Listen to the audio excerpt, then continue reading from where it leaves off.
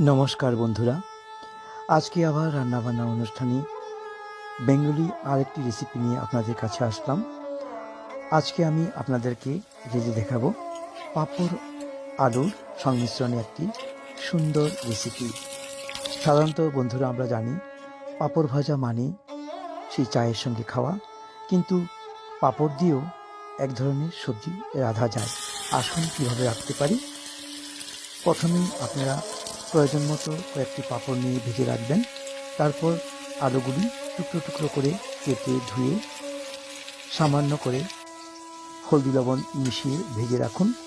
তারপর মশলা হিসাবে জিরে, মরিচ, ধনিয়া, জিরের গুঁড়ো সামান্য একসঙ্গে মিশিয়ে পরিমাণ মতো লবণ দিয়ে রাখবেন। তারপর কড়াইয়ের মধ্যে পাঁচফোড়ন সম্বাদ দিয়ে সেই ভাজা আলুগুলি ঢেলে দিবেন। তারপর মশলা দিয়ে নাড়াতে থাকবেন। কিছুক্ষণ পর সামান্য কয়েক টুকরা টমেটো দিয়ে দেবেন, তো ভীষণ মিষ্টি লাগবে খেতে। তারপর জল ঢেলে দিন।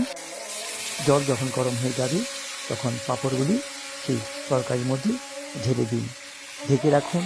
কিছুক্ষণ পর যখন হয়ে যাবে নামিয়ে রাখুন এবং গরম মশলা ছিটিয়ে দিন। তো বন্ধুরা, কেমন হয়েছে এই রান্নাটি অবশ্যই জানাতে ভুলবেন না।